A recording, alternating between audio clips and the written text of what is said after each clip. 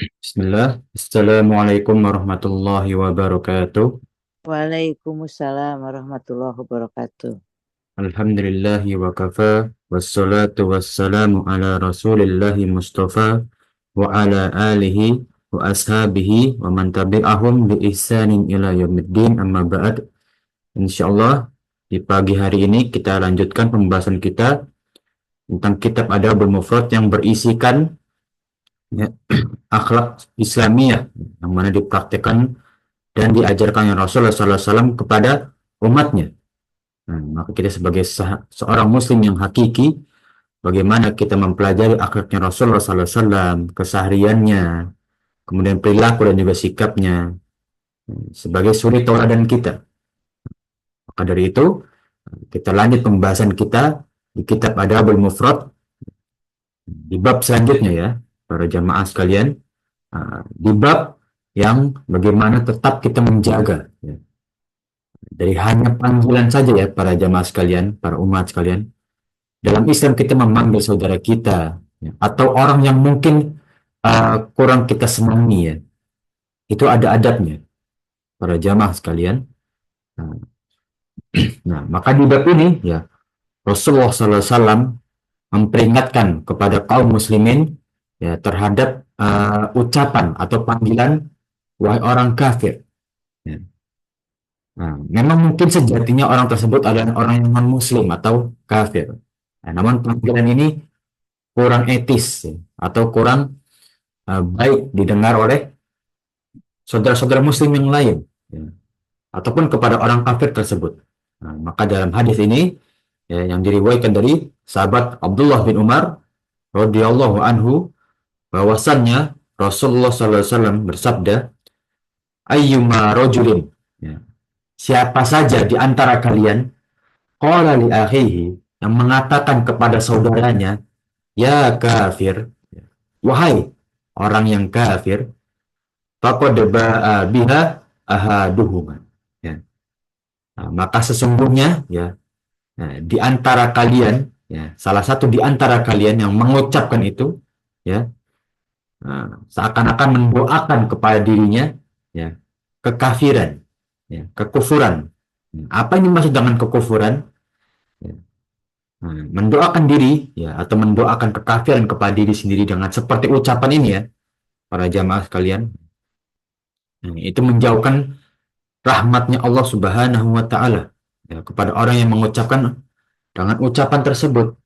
Ya, kita ketahui ya para jamaah sekalian, ya, pintu pertama ya, rahmatnya Allah Subhanahu wa taala itu terhalangi yang paling mudah ya, yaitu dengan ucapan buruk. Maka dengan ucapan yang buruk yang dilantunkan oleh siapapun ya, maka itu menjadi pintu penghalang pertama dari rahmatnya Allah Subhanahu wa taala kepada dia. Nah, seperti ucapan yang ini ya, para jemaah sekalian. Ya kafir, ya, wahai orang kafir, ini tidak patut untuk diucapkan. Ya. Itulah Islam para jamaah sekalian. Akhlaknya ya, atau akhlak Islamnya benar-benar diperhatikan dalam segala aspek, sedetail apapun diperhatikan. Gerakan, ucapan, perilaku, sikap, respon, ya itu benar-benar diperhatikan dalam Islam. Kita lanjut para jamaah sekalian, ya. Di hadis selanjutnya, ya masih dengan ya riwayat dari Abdullah bin Umar bahwasanya Rasulullah SAW bersabda, ya, apabila seseorang di antara kalian ya, mengatakan kepada orang yang lain atau saudara yang lain, ya kafir, maka telah kafir salah satu di antara keduanya, atau telah kufur, ya mendoakan kekafiran kepada diri sendiri kepada yang mengucapkan. Nah, jika orang yang dikatakan itu demi benar-benar kafir atau benar-benar demikian kondisinya dengan kekafirannya, maka dia yang kafir. Nah, jika tidak demikian, maka orang yang mengatakan kafir itu adalah orang yang kafir sesungguhnya. Nah, jadi kemungkinannya hanya dua ya, para jamaah sekalian. Nah, memang dengan perbuatan orang yang kita panggil tersebut, ya, adalah orang yang benar-benar kafir. Ya. atau memang dia adalah orang yang benar-benar hakikatnya kafir ya, sebagai non muslim ya. Kemudian dia patut untuk diperangi, maka kita panggil dia kafir ya, seperti ya perlawanan para sahabat kepada kaum kafir Quraisy. Karena mereka melawan Rasulullah SAW. Nah, maka patut kita hina dengan panggilan ya kafir atau wahai orang-orang kafir. Itu tidak dipermasalahkan. Nah, namun jika keadaannya ya, orang yang mengatakan tersebut untuk menghina orang lain, menghina saudaranya, yang ini sebagai celaan, padahal orang tersebut atau saudara kita ya keadaannya tidak kafir atau perbuatannya tidak mengeluarkan dia dari Islam, ya, maka kekafirannya akan kembali kepada orang yang mengatakan tersebut. Nah, menjadi doa ya para jemaah sekalian, perkataan yang tidak baik atau kurang terjaga. Kadar itu ya, Islam benar-benar sekali lagi ya, mengancam ya, mengancam sangat keras kepada ya kaum muslimin yang berkata wahai kafir kepada saudaranya. Ya. Nah, ini bahaya yang sangat besar dari ucapan-ucapan yang melekat pada sifat kekufuran, ya, pada tuduh menuduh ya, pada orang lain, sangat dilarang dalam Islam. Kemudian kita masuk ke bab yang selanjutnya. Nah, bagaimana di sini ya berlindung dari uh, gembiranya musuh-musuh ya, atau uh, seperti kita yang terhina ya. Jadi kaum muslimin itu para jamaah sekalian, ya, kita tidak boleh terlihat terhina atau dihinakan oleh orang kafir atau musuh-musuh Allah, orang-orang murtad ya, orang-orang munafik. Ya, kita tidak boleh menghinakan diri kita sendiri. Ya. Seperti di hadis Abu Hurairah radhiyallahu anhu ya, bahwasanya Rasulullah SAW ya berlindung dari buruknya kodok ya, ketentuan Allah Subhanahu wa taala, dan ya gembiranya musuh-musuh Allah ya, atau ya tercelanya ya kaum muslimin oleh musuh-musuh Allah ya. Bagaimana kaum muslimin itu dilecehkan ya, seperti pada zaman sebelum hijrahnya Rasulullah SAW ke Madinah ya. Banyak kaum muslimin yang bahkan bukan dilecehkan lagi ya, sudah dizolimi secara fisik ya, dibunuh ya, dihina di tengah pasar ya, menjadi mainan anak-anak kaum kafir Quraisy. Nah, ini bentuk ya bagaimana pengorbanan para sahabat, yang mana kita pada zaman sekarang ya, tidak boleh sampai terjerumus lagi kepada zaman seperti itu. Bagaimana pada zaman itu ya Islam itu masih dalam keadaan yang sulit ya, tidak punya kekuatan, mudah dilecehkan oleh musuh-musuh Allah ya. Maka jangan sampai kita menjadi kaum muslimin yang mudah dilecehkan, harus menjadi kaum muslim yang kuat ya. Sesungguhnya Rasulullah SAW bersabda ya, salah ahab muslim ya, sesungguhnya sebaik-baiknya seorang muslim adalah mukminul qawi ya, seorang mukmin yang kuat ya. Nah, sesungguhnya Allah ya, lebih mencintai ya hamba yang kuat daripada yang lemah ya. Nah, maka kita kokohkan Islam ini dengan kekuatan kita ya. Nah, tidak boleh seorang muslim itu lemah ya, bahkan sampai kita diinjak-injak, dihina oleh kaum kafir atau musuh-musuh Allah ya. Nah, nah, maka perkara ini ya bolehnya menggunakan ya sajak dalam ucapan ya. Sajak itu kalau kita mungkin kata pengganti ya. Nah, maka kita mohon perlindungan kepada Allah Subhanahu wa taala ya, agar kita terjauh dari fitnah dan juga kezaliman musuh-musuh Allah ya. Maka di sini Rasulullah SAW ya berlindung dari buruknya ya ketentuan Allah. Yang dimaksud ketentuan di sini adalah permusuhan ya, ketentuan-ketentuan yang buruk ya, seperti dari hina-hinaan orang kafir ya, kemudian takdir-takdir yang buruk menimpa kita ya. Nah, maka di sini anjuran kepada kaum muslimin untuk meminta perlindungan ya kepada Allah Subhanahu wa taala ya. Nah, karena tidak ada yang tahu ya para jamaah sekalian, kapan kita menghadapi suatu cobaan ya, kapan kita menghadapi suatu bencana yang mana itu telah ditakdirkan oleh Allah Subhanahu wa taala. Nah, bagaimana kita merubah takdir buruk kita yang telah ditentukan oleh Allah Subhanahu wa taala? Yang pertama dengan amal soleh. Ya, karena amal soleh ya bisa merubah takdir kita dan juga memperpanjang umur kita. Kemudian yang kedua dengan doa. Ya. Karena dengan doa ya manfaatnya sama ya, merubah takdir ya, memperpanjang umur kita ya, ya. Kemudian rezeki ya, menghalangi dari segala bencana ya, melindungi kita ya, baik dalam keadaan kita sadar maupun tidak sadar. Ya, makanya para jamaah sekalian, apapun yang kita lakukan, awali dengan doa. Dan doa, syariatnya ada dua. Ya, yang disunnahkan ketika kita berdoa. Pertama, awali dengan basmalah. Kemudian yang kedua, ya, setelah kita basmalah, pujilah Allah Subhanahu wa taala. Ya. Ya Arhamur Rahimin, ya. Wahai ya, zat yang Maha pemberi rezeki, pemberi rahmat dan juga pertolongan kepada hambanya. Ya. Nah, anta syafi' la syifa'un ila syifa'uk. Ya. Sungguh engkau adalah zat yang bisa menyembuhkan dan tidak ada yang bisa menyembuhkan kecuali dengan kesembuhanmu. Nah, kita puji Allah. Ya. Itu adab dalam berdoa yang mana bisa meningkatkan ya mustajabnya doa tersebut. Ya.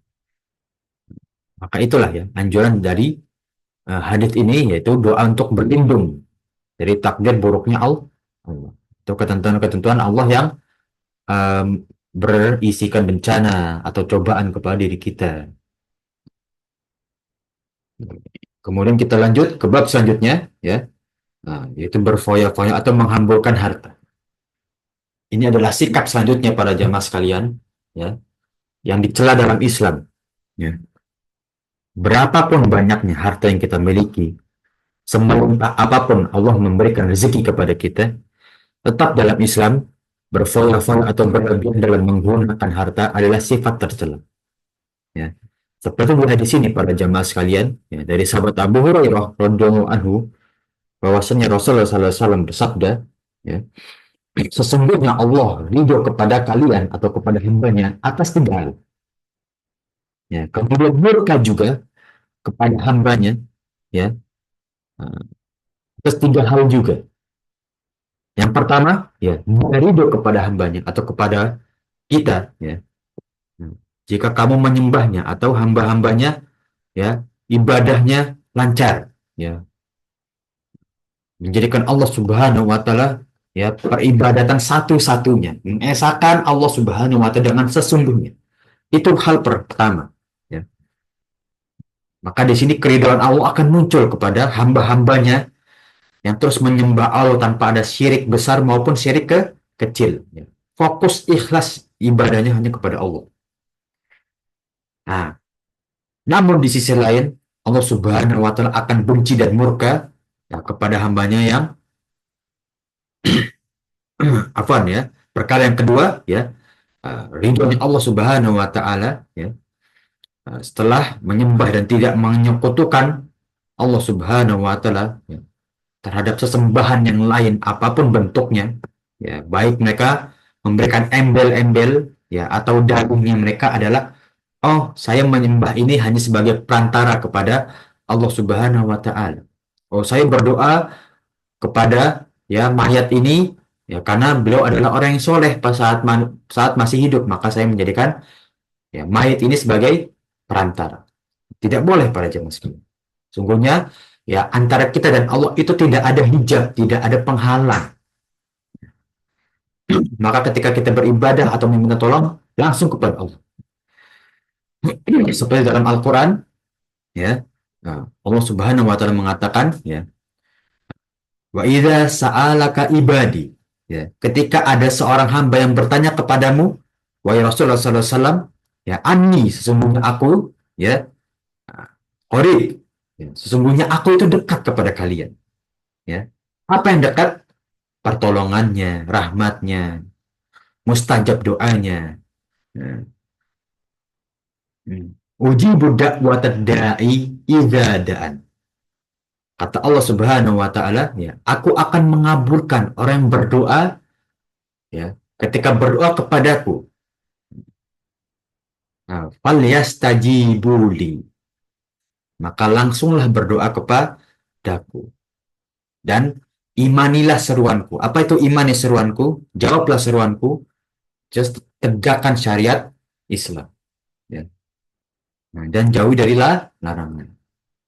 Waliyuk minubi, dan berimanlah dengan sesungguhnya dengan meningkatkan iman-iman kalian, ya, kepadaku. La'allakum tattaqun. Ya, sekiranya kalian adalah hamba-hambaku yang bertakwa. Itulah hakikat yang pertama, ya. Mengajar ridho Allah, yaitu fokus ibadah ikhlas kepada Allah. Tidak ada kita mencari pandangan manusia, menyekutukan Allah dalam bentuk apapun, ya. Tidak ada, ya. Dan yang kedua, jika kamu berpegang teguh pada agama dan tidak berpecah belah. Mungkin para jamaah sering dengar, ya, kita sebagai warga Indonesia, ya, punya keyakinan NKRI harga mati, gitu ya. Namun sejatinya, ya, harga mati di pandangan seorang muslim adalah keimanannya, berpegang teguh terhadap keyakinannya kepada agamanya, yaitu Islam, ya. Nah, seperti, ya, kedua, ya, hamba Allah yang pertama kali mati syahid memperjuangkan Islam. Siapa para jamaah sekalian? Ada yang masih ingat? Ya. Yaitu kedua orang tua dari Ammar bin Yasir, ya, yang disiksa sampai wafat oleh, ya, Abu Jahal, ya, dan juga Umayyah bin Khalaf, ya, yang mana mereka, ya, tetap berpegang teguh terhadap agama Islam sampai, ya, ajal mereka menjemputnya. Inilah, ya, keridhaan Allah, ya, akan datang kepada orang yang berpegang teguh kepada keyakinannya, kepada agama Islam ini. Ya, sebagaimana Allah Subhanahu wa taala, ya, memberikan rahmat dan juga pertolongannya kepada hamba-hambanya.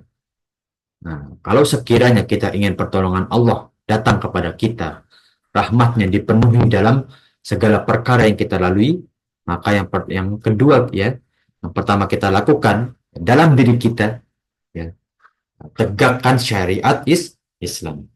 Ya. Dimanapun kita berada, ya. Namun jangan lupa, ya, para jamaah sekalian, ya. Nah, tidak semua kondisi, ya, harus kita menangkan apa argumen yang kita miliki, walaupun argumen itu benar. Karena tidak bisa, ya, kita tidak bisa saklek dalam menegakkan syariat Islam. Ya. Harus punya rasa mengalah dan juga toleransi. Ya. Namun selagi kita bisa, tegakkanlah syariat Islam, ya, bagaimanapun caranya. Karena itulah bentuk dari, ya, pintu ridhonya Allah kepada hambanya. Dan yang ketiga, ya, saling menasehati, ya, kepada, ya, sesama muslim, ya. Amar bin ma'ruf wa nahi anil munkar. Itu adalah amalan yang paling besar, ya, para jamaah sekalian. Ya. Amalan paling besar kepada sesama manusia. Jadi kalau kita bicara hablum minan nas, ya, hubungan sesama manusia, apa amalan yang paling besar terhadap sesama hamba Allah, yaitu amar bin ma'ruf wa nahi anil munkar, ya. Saling menasehati, ya, dan juga saling memperingati. Nah, itulah, ya, tiga perkara yang mana ridhonya Allah akan dipenuhi, ya, akan sampai kepada hambanya, ya. Yang pertama adalah, ya, menyembah Allah Subhanahu wa taala tanpa menyekutukannya satupun pada suatu zat. Yang kedua, berpegang teguh terhadap syariat Islam. Dan yang ketiga adalah ya, saling menasihati dan juga memperingati. Nah, itulah 3 bentuk dari amalan yang akan didatangi oleh ridhonya Allah Subhanahu wa taala. Nah, di sisi lain, ya, Allah Subhanahu wa taala akan murka ya kepada hambanya dalam 3 perkara. Ya. Apa itu? Allah benci dan murka kepada sikap ya percaya pada kabar yang tidak ada sumbernya. Nah, Islam sangat mencela ya, seseorang yang berbicara ya tanpa ada dalilnya atau sumbernya. Atau kalau dalam bahasa Arab ya para jamaah sekalian disebutkan qila waqal. Apa itu qila waqal? Ya. Nah, qila waqal itu kalau di Indonesia katanya sih kayak gini. Katanya sih seperti itu. Ya. Nah, kabar burung. Ya. Islam sangat mencela ya hambanya atau seseorang yang sering menyampaikan kabar burung. Ya. Kabar yang tidak jelas sumbernya. Dan yang kedua, kathratus soal. Ya, tentang hal-hal yang tidak perlu atau tidak masuk akal. Ya. Atau bahkan pertanyaan tersebut untuk menjerumuskan kepada orang yang ditanya. Ya. Nah, ini tidak boleh ya. Nah, salah satu yang menjadikan ya terjerumusnya Bani Israel ya yaitu kathratu soal ya. Banyak bertanya kepada hal yang tidak perlu atau untuk menjerumuskan para nabi-nabi di zaman mereka. Seakan-akan untuk menyindir ya, seakan-akan untuk mengungkit ya. Yang mereka meyakini bahwa Allah itu ada kekurangan. Nah, ini dia ya kenapa Allah Subhanahu wa taala melaknat Bani Israel. Ya, mereka sombong, angkuh, bahkan menghardik Allah ya bahwa mereka meyakini Allah itu punya kekurangan. Ya. Namun mereka di sisi lain ya adalah kaum yang paling banyak meminta. Ya. Paling banyak permintaannya dan keluhannya. Ya. Tidak ada para jamaah sekalian kaum yang lain mendapat makanan dari surga langsung kecuali Bani Israel. Namun apakah setelah itu mereka beriman? Tidak. Ya. Maka mereka semakin sombong. Ya. Inilah bentuk dari ya yang dilarang ya. Salah satu sifat dari Bani Israel yaitu kathratus soal ya. Banyak bertanya. Dan yang terakhir adalah ya gulu ya. Berlebihan dalam memakai harta. Membeli sesuatu yang tidak perlu ya. Atau menghamburkan harta kepada ya sesuatu yang tidak masuk akal harganya. Untuk apa membeli hal tersebut ya? Karena sesungguhnya para jamaah sekalian, sepeser pun ya sedikit pun harta yang kita keluarkan nanti ketika fi yaumil hisab di hari hisab akan dipertanyakan oleh Allah ya. Rezeki yang aku berikan kepada kalian yang aku titipkan kepada kalian untuk apa kalian gunakan ya. Nah, apakah untuk sesuatu yang di jalan Allah maka akan mendapatkan pahala dan ganjaran yang besar dari Allah ya. Apakah untuk sesuatu yang mubah yang diperbolehkan ya atau bahkan kepada sesuatu yang haram yang dilarang oleh Allah Subhanahu wa taala maka akan mendapatkan ya amal-amalan yang berbentuk dosa, amal-amal yang buruk ya. Nah, inilah ya harta menjadi salah satu fitnah terbesar oleh kaum atau bahkan kepada hamba Allah ya, kepada manusia seluruhnya. Ya. Salah satu sumber fitnah terbesar ya yang dirasakan oleh manusia. Nah, ini celah terbesar juga ya para jamaah sekalian ya.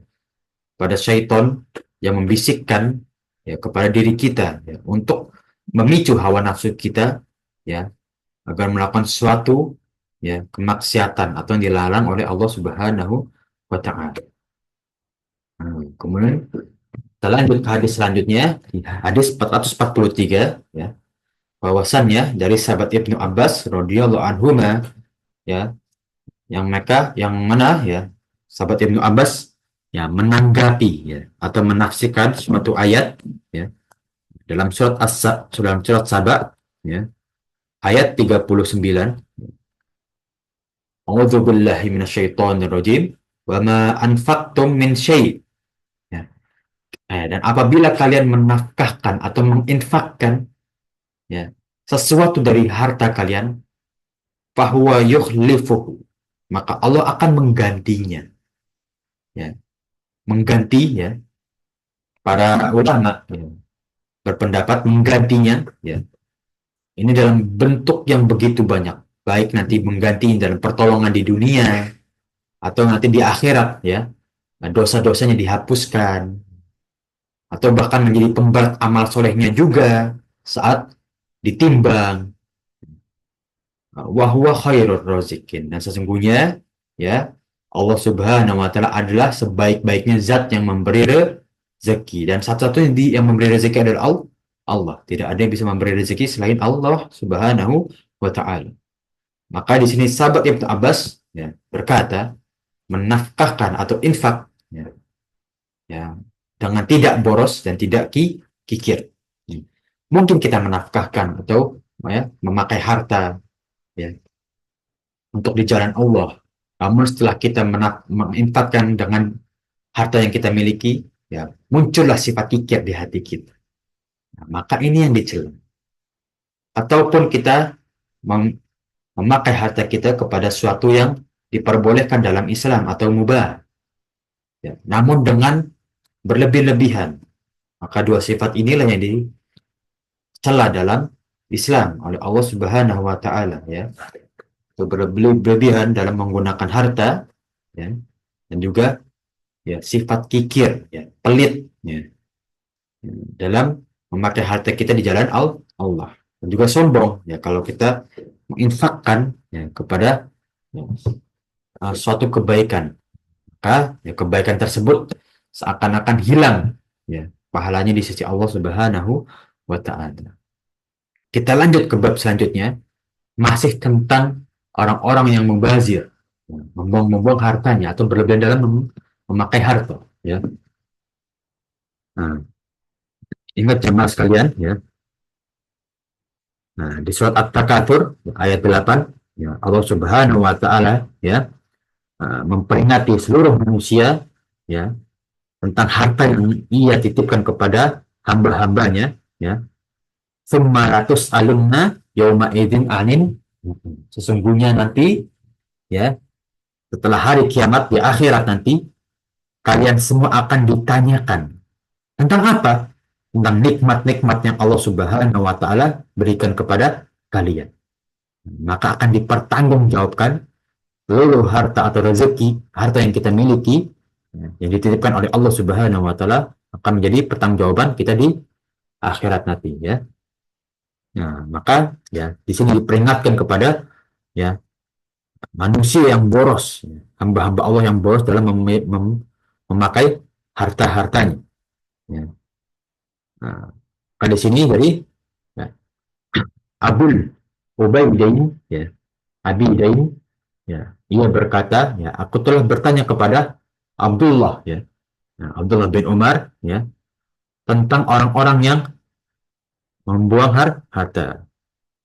Nah, mubazirin ya, bazzaro yubaziru ya, membuang-buang ya.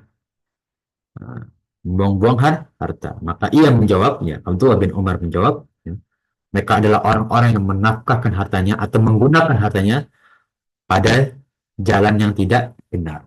Ya, jadi hakikat orang yang mubazir, para jamaah sekalian, itu memakai hartanya kepada sesuatu perkara yang tidak penting ya, atau kepada sesuatu yang mubah namun berlebih-lebih ya. Seperti ya para jamaah sekalian ya.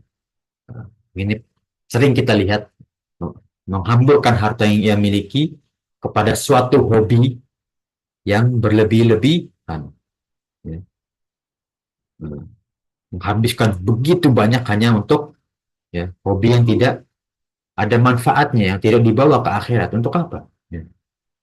Sedangkan di sisi lain ya Nah, orang tersebut mungkin infaknya sangat pelit kepada orang-orang fakir dan juga miskin, ya. Cuek kepada kaum duafa. Maka inilah orang-orang yang muzadir, ya. Memakai harta pada sesuatu yang tidak benar, bahkan diharamkan oleh Allah Subhanahu wa taala. Nauzubillah min dzalik. Nah, kemudian kita lanjut ya. Nah, di hadis selanjutnya, ya. Jadi sahabat Ibnu Abbas ya tentang orang yang dijoliki tentang mubazir. Itu mereka adalah orang yang tidak orang yang memakai harta atau rezeki Allah Subhanahu wa taala kepada jalan yang tidak benar. Jadi inilah hakikat seorang yang mubazir. Memakai harta atau rezeki yang Allah titipkan kepada mereka kepada sesuatu yang tidak benar atau bahkan diharamkan oleh Allah Subhanahu wa taala. Atau kepada sesuatu yang mubah boleh dalam Islam namun berlebihan. Inilah ya sikap ya lain yang dicela dalam Islam ya. Maka ketika kita memiliki harta yang lebih ya prioritaskanlah dulu ya kita untuk berinfak ya. Bersodakoh ya. Nah, apa hakikat sodakoh ya? Sodakoh tidak hanya kepada kaum duafa ya, kepada fakir miskin tidak. Sodakoh yang paling utama pada jamaah sekalian itu kepada keluarga kita. Ketika mereka membutuhkan, kita ulurkan tangan. Ya. Kemudian kita investasi, ya, menyimpan harta yang kita punya untuk masa depan anak kita. Ya. Nah, untuk kebutuhan kedua orang tua kita itu sodakoh yang paling utama. Ya, makanya ya para jamaah sekalian ibadah yang paling besar untuk kepala keluarga kepada suami adalah menafkahi anak-anak. Itu ibadah yang paling besar. Ya. Jadi ibadah bukan hanya sholat, puasa, haji, tidak. Ya. Sodakoh juga termasuk ibadah yang besar. Dan sodakoh bukan hanya untuk ya infak kepada fakir miskin, duafa, tidak. Bahkan infak atau sodakoh yang paling besar adalah kepada keluarga. Ayah kepada anaknya, ya, memberikan nafkah. Dan anaknya ketika besar, ya, membantu kedua orang tuanya. Itu sodakoh yang paling besar. Jadi pintu amal tidak hanya satu, dua. Sesungguhnya pintu amal itu banyak, namun kita maksimalkan. Ya. Tidak harus semuanya kita kerjakan para jamaah sekalian. Ya. Seperti Rasulullah SAW ya, sampaikan, ya, aku paling mencintai hambaku ya, yang melakukan amalan yang kecil namun konsisten. Ya, mungkin ia hanya ya, melakukan amal soleh atau amal-amalan sunnah satu dua. Ya, namun konsisten itu lebih dicintai oleh Allah Subhanahu wa taala daripada melakukan suatu amalan besar namun tidak konsisten ya. Hanya musiman ya para jamaah sekalian. Itulah ya amal-amalan yang sepatutnya kita laksanakan. Jadi amal-amal yang kecil atau satu dua saja amalan namun konsisten kita lakukan. Ya. Nah, kita lanjut ke bab selanjutnya tentang anjuran. Nah, ini kan anjuran untuk ya duniawi ya, kesannya memperbaiki tempat tinggal. Namun inilah Islam ya. Nah, dalam kita memperhatikan tempat tinggal saja ya, itu dianjurkan dalam Islam ya. Memperhatikan bagaimana kondisi tempat tinggal kita ya. Kelayakan hunian kita. Nah, di sini ya.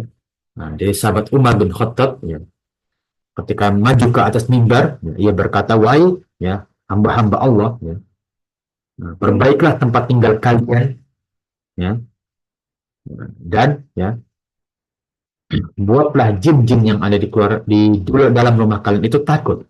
Nah, ini dia para jemaah sekalian. Di awal paragraf, ya, di awal hadis ini, di awal qaul sahabi ini, ya, Umar bin Khattab, ya, memberikan kita isyarat, ya, semakin buruk tempat tinggal kita, maka itu menjadi kandang jin. Nah, maka mungkin agak sedikit populer ya, di kalangan apalagi di manusia bahkan ya. Semakin buruk tempat tinggalnya, semakin suram, ya kesannya akan semakin angker dan horor. Ya, memang dalam Islam, ya, kita diperintahkan untuk memperhatikan tempat tinggal kita, memperbagus gitu ya. Sehingga jin akan sulit ya atau tidak tenang ya di rumah kita ya. Tidak betah ya jin tersebut ya. Karena rumah kita bersih ya. Kemudian ya layak untuk dihuni ya. Diisi dengan ya ibadah-ibadah ya. Maka di sini Umar radhiyallahu anhu berkata, sesungguhnya yang ya seorang muslim dari kalangan jin itu tidak akan menampakkan diri. Jadi ya jin yang muslim ya tidak akan ya melakukan suatu perbuatan buruk kepada manusia. Demi Allah sesungguhnya kami tidak pernah berdamai ya dengan mereka sejak kami saling bermusuhan. Jadi jin-jin yang muslim dan juga kita para ya keturunan Nabi Adam ya tidak akan pernah damai kepada jin-jin yang kafir. Bagaimana cara memusuhinya?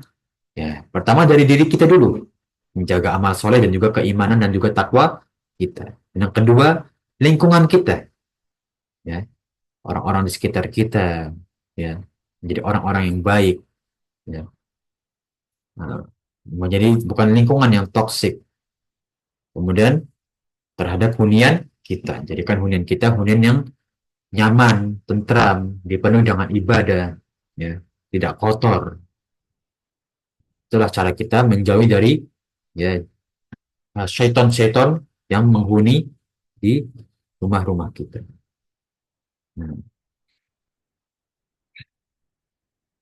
inilah ya, bahkan dalam hunian saja, tempat tinggal saja diperhatikan dalam Islam. Kemudian di hadis selanjutnya, ya, dalam untuk bangunan, ya, maka di sini ya, dari sahabat Harith bin Murarrib, ya. Nah, jadi Khabbab ia berkata, ya, sesungguhnya seseorang diberi pahala dalam segala hal. Nah, perbuatan baik ya. Dan segala perbuatan baik itu akan diberi ganjaran Allah Subhanahu wa taala, kecuali dalam membangun bangunan. Ya, bangun bangunan kecuali ya bangunannya untuk ibadah dan juga untuk menempuh ilmu kepada Allah Subhanahu wa taala. Selain itu tidak ada ganjaran. Ya. Maka kita niatkan ya para jamaah sekalian, ya, ketika kita membangun suatu rumah atau merenovasi, niatkanlah ya untuk menjadikan ya bangunan yang kita bangun ya agar menjadi amal jariah kita, agar menjadi tempat ibadah kepada Allah Subhanahu wa taala, menjadi tempat-tempat orang yang bertakwa dan juga yang beriman.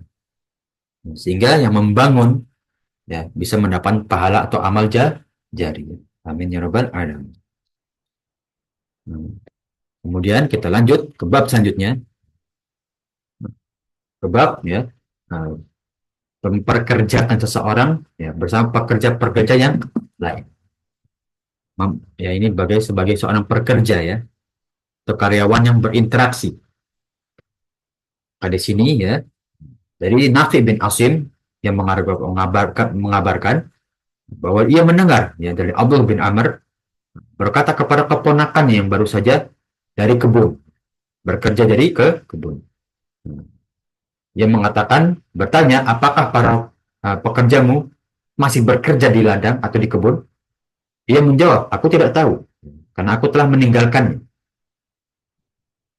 Lalu Abdullah berkata, kalau sekiranya engkau benar-benar dari Bani Thaqif, tentu engkau tahu apa yang dilakukan oleh ya pekerjamu atau karyawanmu. Lalu ia menghadap kepada kami, dan berkata, sesungguhnya apabila seseorang bekerja keras bersama ya karyawannya ya, di rumahnya atau di tempat pekerjanya, ia akan menjadi salah satu dari ya pengawal Allah Subhanahu wa taala. Jadi ya bagaimana ya dalam pekerja ya dalam urusan hartanya ya adil, kemudian ya kita memperhatikan pekerja-pekerja kita, karyawan kita ya beradab dengan baik ya kepada karyawan kita atau rekan kerja kita, maka itu termasuk dari bekerja ya mencari ridho Allah Subhanahu wa taala. Ya, mungkin terlihat sepele ya, seorang atasan yang memperhatikan kerjaan bawahannya, ya, atau memperhatikan SOP dalam kerjaan. Ya, namun itu adalah bentuk dari amal soleh juga para jamaah sekalian. Ya, memperhatikan pekerja karyawan, ya, karyawan-karyawan yang dimiliki oleh atasan, atau rekan-rekan kerja kepada yang lainnya. Nah, ada dianjurkan ya, nah, agar bekerja ya, nah, bersama-sama dengan saling memperhatikan, ya. Nah, saling menggotong royong ya, kalau di Indonesia ya lebih tepatnya. Nah, ini adalah bentuk bagaimana ya Allah Subhanahu wa taala mensyariatkan kepada kaum muslimin untuk bekerja bersama-sama ya, saling mendukung satu sama lain. Seakan-akan mereka bekerja untuk mencari ridho Allah Subhanahu wa taala. Kemudian ya, di bab selanjutnya ya, yang ini dicela dalam Islam, yaitu bersaing ya, atau berlomba-lomba dalam membangun bangunan. Nah, ini adalah salah satu ya ciri-ciri hari kiamat ya para jamaah sekalian. Ya. Ketika waktu hari kiamat akan dekat, maka itulah salah satu ciri-cirinya ketika para manusia berlomba-lomba dalam membangun bangunan. Semakin megah, semakin tinggi, ya, semakin mewah, berlomba-lomba lah mereka. Ya. Seperti pada zaman sekarang ya, zaman sekalian. Ya. Bahkan dicatat sebagai rekor ya, bangunan tertinggi, termegah, termahal. Padahal itu adalah salah satu ciri-ciri hari kiamat telah dekat. Maka di sini ya dari sahabat Abu Hurairah radhiyallahu anhu ya bahwasanya Rasulullah SAW bersabda, la taqumus sa'atu hatta yatatawwaluna nasu bil bunyan. Nah, jadi nah, di sini ya Rasulullah SAW memperingati ya para sahabatnya ya tentang ya salah satu ciri-ciri tentang dekatnya hari kiamat. Ya, ia bersabda, beliau bersabda tidak akan terjadi hari kiamat. Ya, itu ciri-cirinya salah satunya adalah manusia berlomba-lomba dalam membangun bangunan. Ya. Semakin tinggi, semakin megah. Ya. Maka di sini ya di hadis setelahnya, dari hadis 450, ya, nah, aku mendengar Hasan berkata, ya, aku telah masuk pada rumah dari istri-istrinya Rasulullah SAW ya, ketika telah ditinggal oleh Rasulullah ya, di masa kekhalifahan Utsman bin Affan, dan aku bisa menyentuh atap-atapnya dengan tanganku. Di sini ya, cucunya Rasulullah SAW yaitu Hasan ya, ketika menghampiri kediaman dari ya, istri-istri dari kakeknya, ya, sehingga rumahnya tidak megah, bahkan bisa sampai ya Hasan ini menyentuh atap dari rumah-rumah mereka, seakan-akan bukan rumah yang tinggi, besar, megah, tidak. Sederhana ya, walaupun Rasulullah SAW memiliki harta, ya, namun tidak bermegah-megahan. Nah, inilah yang sepatutnya kita wanti-wanti ya, atau kita peringatkan juga kepada diri kita para jemaah sekalian. Ya. Nah, ketika kita membangun suatu rumah ya, atau kediaman, ya, nah, maka kita tidak boleh berlebihan. Ya. Nah, secukupnya saja. Ya. Sampai kita merasa nyaman pada rumah tersebut. Ya. Tidak perlu terlihat mewah, megah. Ya. Nah, sampai ya membuat iri para tetangga, dan juga membuat dengki para tetangga. Nah, itu yang dilarang dalam Islam ya. Menjadi fitnah ya. Kita lanjut ke hadis selanjutnya ya, dari Dawud bin Qais mengabarkan kepada ya para sahabat ya, dia berkata, aku melihat kamar-kamar dari istri Rasulullah SAW dari pelepah kurma ya, dari atapnya dari pelepah kurma yang tertutup ya, dari luarnya ya kain tebal terbuat dari bulu-bulu hewan ternak, dan aku memperkirakan lebar rumahnya mulai dari pintu kamarnya ya, pintu depannya hingga pintu rumah ya, sekitar 6 atau 7 ziro, 2 hasta ya. Satu hasta itu ya sekitar nggak sampai 1 meter ya. Dan bagian dalamnya rumah ya sekitar 10 ziro ya, 10 hasta ya. Nah, sedangkan langit-langitnya aku memperkirakan antara 8 atau 7 ziro. Aku berdiri di depan rumah Aisyah radhiyallahu anha, itu pintunya ya menghadap ke barat ya. Nah, bisa kita lihat para jamaah sekalian, ciri-ciri dari rumahnya istri-istri Rasulullah SAW kecil, tidak besar, tidak megah ya. Nah, inilah ya sikap tawaduk dari ya Rasulullah SAW ajarkan. Tidak perlu sampai rumah 3 tingkat. Ya. Rumah 3 tingkat yang tinggal cuma berempat misalkan. Buat apa? Kalau misalkan untuk kerjaan oke okay, gitu. Namun kalau untuk hanya tinggal, ya ini salah satu sifat mubazir yang dicela dalam Islam. Maka perhatikanlah dalam kita membangun kediaman kita atau merenovasi ya kediaman kita. Jangan sampai kita menjadi kaum yang mubazir. Ya. Kemudian ya di hadis yang selanjutnya di hadis 452 ya dari Abdullah Ar-Rumi ia berkata, aku pernah menemui Ummu Tolak ya. Lalu aku berkata, alangkah rendahnya atap rumahmu ini. Ia berkata ya kepada anaknya, ya, wahai anakku, sesungguhnya Amirul Mukminin Umar bin Khattab radhiyallahu anhu menulis surat kepada ya pejabat-pejabat atau panglima-panglima Islam ya di luar kota Madinah. Hendaklah kalian tidak meninggikan bangunan kalian karena itu bagian dari ya keburukan untuk kaum muslimin. Dan di sini ya Amirul Mukminin Umar bin Khattab memperingati kepada pembesar-pembesar kaum muslimin ya uh, yang menjadi khalifah di kota-kota Islam yang di kota lain ya untuk jangan mendirikan bangunan yang megah karena itu adalah sifat buruk apalagi sebagai Amirul Mukminin mencontohkan kepada kaum muslimin dengan kebiasaan yang buruk atau bahkan ini dicela dalam Islam ya, itu merubah-rubah dalam meninggikan bangunan ya. Kita lanjut ya ke bab selanjutnya tentang membuat bangunan ya. Ada adabnya dalam Islam ya. Jadi ya, seperti di bab yang sebelumnya ya, tentu ya dicela dalam berlomba-lomba, bermegah-megahan ya. Namun di sisi lain kita harus memperhatikan ya, rumah yang kita tinggal ini layak dihuni, nyaman. Ya.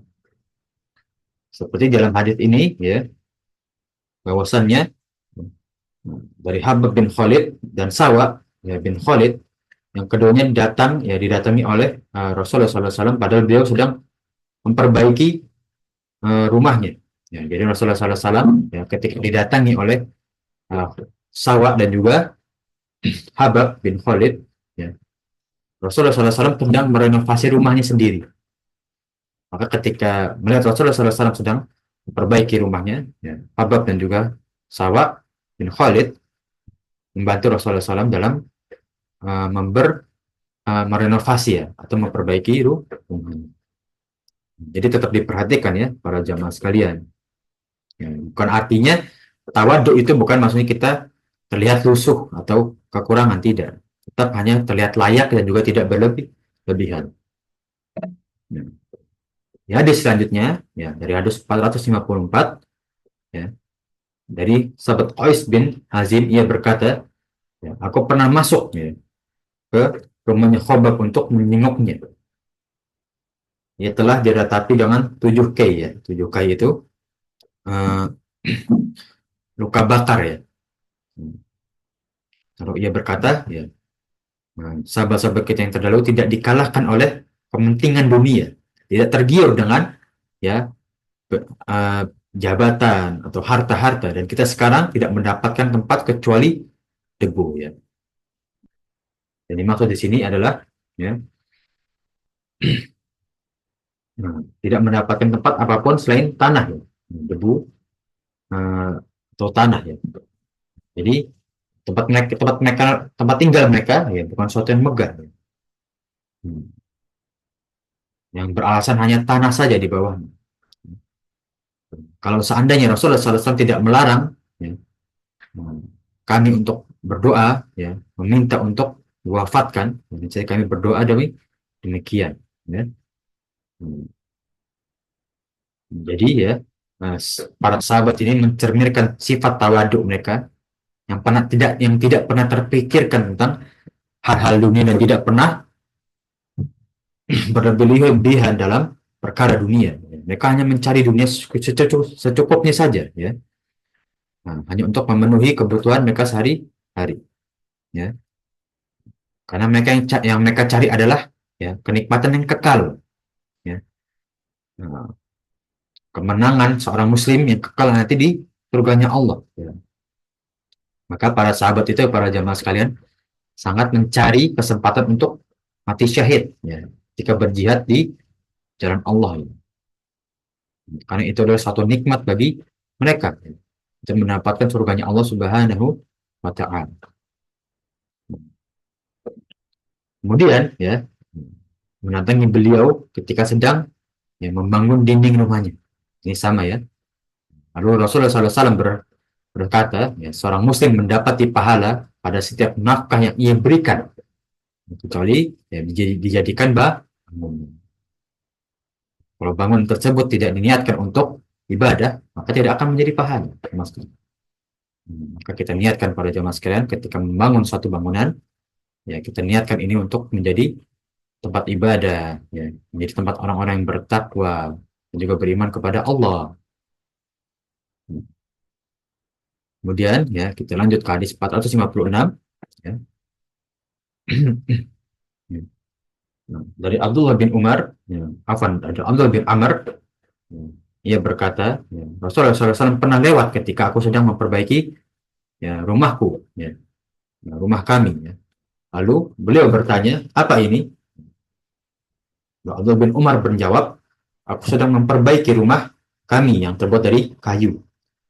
Lalu Rasulullah SAW bersabda, ya, bahwasannya urusannya lebih cepat dari itu, ya. Ini sebuah dari isyarat bahwa kedatangan ajal lebih cepat dari kerusakan rumah, ya. Boleh jadi kematian manusia mendahului kehancuran rumahnya. Oleh karena itu hendaknya manusia tidak melalaikan urusan akhiratnya dan tidak menjadikan urusan dunia sebagai tujuannya atau hasrat terbesar. Jadi cukup ya kalau kita perbaiki rumah, ya. Itu cukup saja untuk seadanya, ya. Untuk um, tidak menjadikan kekurangan pada rumah kita atau bocor ya di rumah-rumah zaman sekarang. Namun untuk bermegah-megahan itu adalah yang diperingatkan oleh Rasulullah, ya, karena kematian lebih cepat daripada kenikmatan kita untuk menikmati rumah yang megah kita di dunia ini. Kemudian kita lanjut ke bab selanjutnya, ya, yaitu rumah yang luas, ya, atau ya rumah yang luas, ya. Bagaimana ya seorang muslim dalam membangun, ya, itu harus diperhatikan. Salah satunya adalah syariat untuk rumah yang luas, ya. Ini bukan bermegah-megahan ya para jemaah sekalian, namun untuk rumah yang luas, ya. Sehingga tidak mengganggu hak tetangga kita, ya. Misalkan dalam hal parkir atau menaruh barang, mana tetangga kita tidak terganggu, ya. Di antara kebahagiaan seorang muslim adalah rumah yang luas dan tetangga yang soleh, kemudian kendaraan yang tenang atau memadai. Ini salah satu nikmat ya para jamaah sekalian. Rumah yang luas, tetangga yang soleh, yang baik kepada kita, lingkungan yang baik kepada anak-anak kita. Pun kita memiliki kendaraan yang memadai atau kita punya fasilitas kendaraan yang mudah. Kemudian ya di hadis 458 membuat bilik ya atau batas-batasan. Nah, di sini ya dari sahabat ya, Sabit ya, ia pernah bersama Anas bin Malik di daerah Zawiyah, ya. Di atas ruang atasnya ya, ia lalu mendengar azan, kemudian ia turun dan aku pun turun, ya. Jadi keduanya turun lalu ia memendekkan langkahnya lalu berkata, aku pernah bersama Zaid bin Thabit ya, ia berjalan bersamaku seperti ini. Lalu ia berkata, apakah engkau tahu mengapa aku mengajakmu seperti ini? Ya. Maka ya, ya, ya, Sabit pun ya, bertanya kepada Anas bin Malik, ya, sesungguhnya Rasul, apakah engkau engkau telah mengetahui ya, atau apakah engkau ya, eh, nah, aku agak terpotong ya, apa kamu tahu kenapa aku melakukan ini bersamamu ya, sesungguhnya Rasulullah SAW ya berjalan bersamaku seperti ini. Nah, lalu ia berkata ya, menanyakan hal yang sama ya seperti Anas kepada Thabit. Nah, nggak tahu kenapa aku berjalan ya seperti ini bersamamu, yaitu mengendap-endap. Ya. Nah, maka Anas berkata, Allah dan Rasulnya lebih mengetahui. Ya, Allah wa Rasuluhu a'lam. Nah, lalu Rasulullah SAW bersabda, nah, untuk memperbanyak langkah kita menuju masjid atau ketika ingin sholat. Jadi seakan-akan ya, nah, kalau kita ingin sholat ke masjid ini bagi para lelaki ya. Nah, yang pertama ya, adat kita untuk berjalan kepada masjid yaitu wudhu dari rumah. Jadi memiliki wudhu ketika ingin ke masjid. Yang kedua, ya memperbanyak langkah kita menuju masjid. Ya. Seperti yang dilakukan oleh Rasulullah SAW. Ya. Bersama Anas bin Malik. Ya.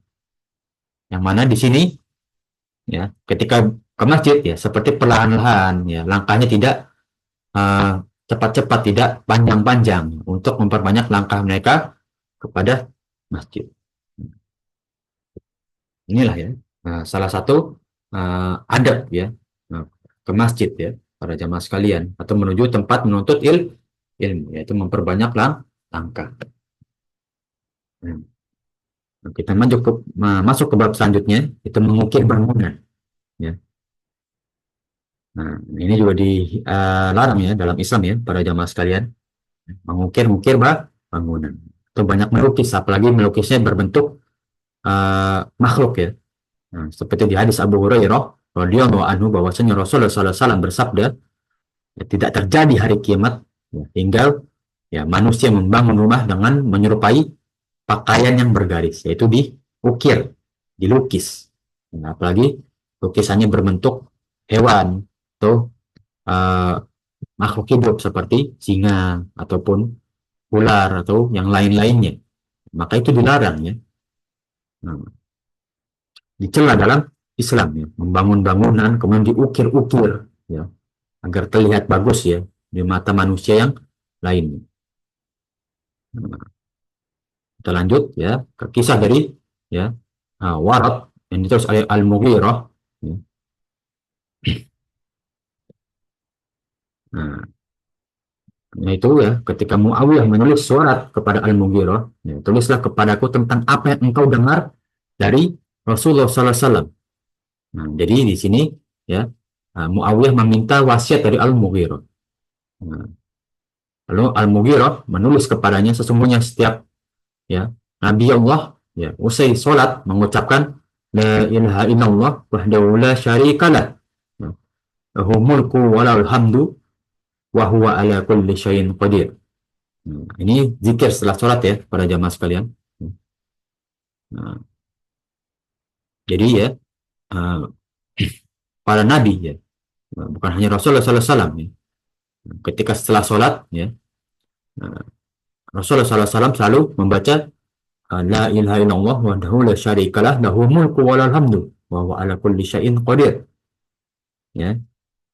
Allahumma la mani'a lima a'taita wa la mu'tiya lima mana'ta wa la yanfa'ul jaddi minkal jadd. Nah, ini zikir yang disyariatkan setelah sholat. Yang mana artinya tidak ada Tuhan selain Allah. Tidak ada sekutu baginya. Miliknya segala kekuasaan dan kerajaan dan segala pujian kepadanya. Ya, dialah yang maha kuasa. Al-Malamania, tidak ada yang dapat menghalangi pemberianmu, rezekimu, pertolonganmu. Lima a'toita, wala mu'tiya lima mana'ta, dan tidak ada yang dapat memberi ya halangan ya jika memberi sesuatu jika engkau menghalangi. Ketika para manusia ingin memberi kita suatu manfaat atau menolong kita, ya, atau memberikan keburukan kepada kita, namun kalau Allah Subhanahu wa taala tidak mengizinkan atau menghalanginya, maka tidak akan sampai kepada kita, ya, suatu gangguan atau pertolongan tersebut, ya. Maka harus izin, ya, dengan kehendak Allah, dan tidak akan memberi manfaat, ya, kekayaan itu sampai pada empunya di sini maksudnya izinnya Allah.